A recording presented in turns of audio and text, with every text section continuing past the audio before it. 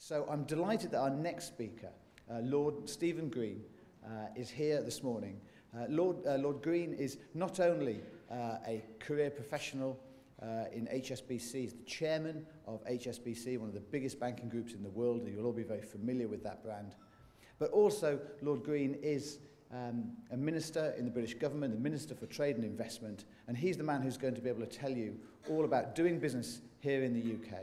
And he's also generously said that he'll give some of his time for questions and answers after making a few comments initially. So those of you who didn't get a chance to ask their question last time, we've got another Q&A coming up to talk specifically about doing business here in the UK. So, Lord Green.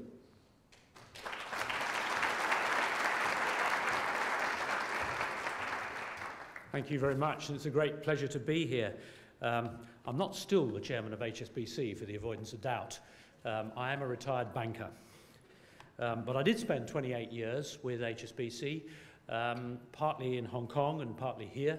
And I resonate with the discussion we've been having with in the last few minutes about China and the phenomenon that it is. I first went to Shanghai in 1984. At a point when there were no skyscrapers. The tallest building in Shanghai, for those of you who know it, was the Peace Hotel. Now there are literally hundreds, and they have all been built in the last 25 years or so. It's an astonishing phenomenon, and it reminds us, by the way, of something that I think is relevant to every single one of us, whatever business we're in, whatever part of the world we live in, and that is that the great fact about the first half of the 21st century is the rise of Asia. China, of course, gets a lot of the headlines. It's not the only story by any means. India is also changing at a phenomenal rate, and so are the smaller places that grab the headlines rather less. Vietnam is the most extraordinary economic phenomenon, so is Indonesia, and I could go on.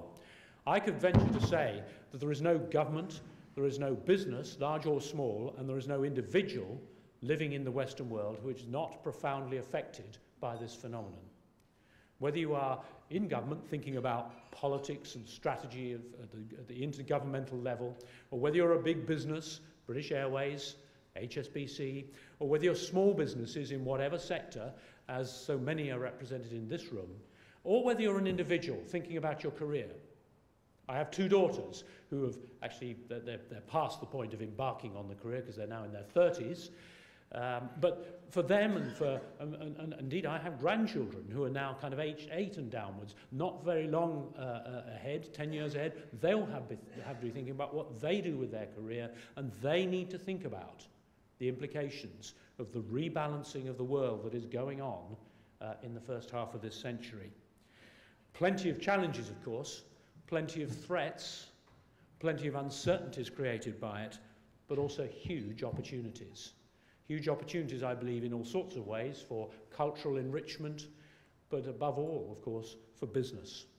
And what's just been said by Keith and by the speaker there, I'm sorry I didn't get your name, is absolutely right. This is about investment of time and effort in building the relationships, and it will pay off. Anyhow, my job, as of 3 weeks ago, I'm 3 weeks into the job, is with the government as Minister for Trade and Investment. I took this job on because I was invited to, it was a great honour to have been invited to do this by David Cameron, the Prime Minister, and because I think that this is a job that absolutely needs doing for this country. I think we face some quite profound economic challenges here in Britain. I think they're not dissimilar in many ways to the economic challenges that the United States faces.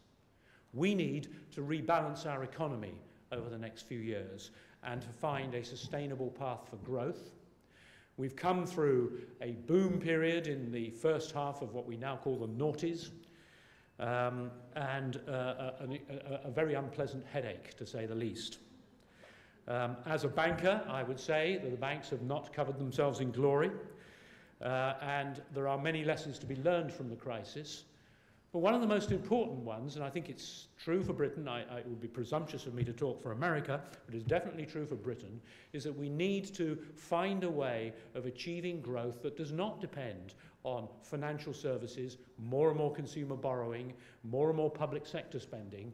We have to find a way forward where growth comes not from the public sector, not particularly from rapidly growing consumer demand fed by borrowing, but from savings and investment and trade. We as a country have suffered over actually many decades from a trade account which has been a drag on growth instead of contributing to it. We have been a net deficit country for some time. And we need to fix that. We need to fix it not by waving magic wands in the way that sometimes politicians look for, but actually by long, slow, hard work of making sure that the conditions are right for British businesses to trade successfully in the international domain and to make us the most attractive country in the world for foreign investment. That's my brief. And I keep on saying to my colleagues in the government and in the civil service and to anyone who will listen that this is not a sprint, it's a marathon. But it is a marathon with every good prospect of success, because we do it knowing, I believe, that we've got some real competitive advantages in this fundamentally changing world that I've just talked about. And a key part of all of this is the role of small and medium-sized enterprises. That's true for us. I believe it's true for the US too. Actually, it's true in most countries in the world. If there's one thing that's for sure, two things that are for sure about modern economies, is that it's SMEs that create most of the new jobs. Important, of course, both as a social fact and, of course, important to the politicians for obvious reasons. It is also increasingly true that SMEs play a major, possibly even more and more the leading role in creativity. Time and time again, latterly, you're getting clear signals that it isn't the big companies that are going to drive creativity and innovation. It's the smaller companies, the startups, the new, exciting opportunities spotters who are going to create and innovate and drive progress.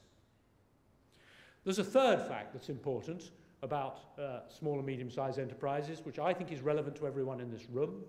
There's some very interesting research that we have done in the British government, which shows, obviously for British SMEs is what we were looking at, but I'm sure it is true for you as well, that those SMEs, those small businesses that get engaged in the international markets tend to be the more innovative. You might not be surprised to hear that. Tends to be the more efficient. You might not be surprised to hear that. Tend to get more efficient as they do it. That, I think, is a very telling finding. It is quite significant. Those that get into the international business become significantly more efficient as they get into it. And in other words, the more that we, the British government, can persuade British small businesses to get engaged in the international markets, the more we strengthen the backbone of the whole economy.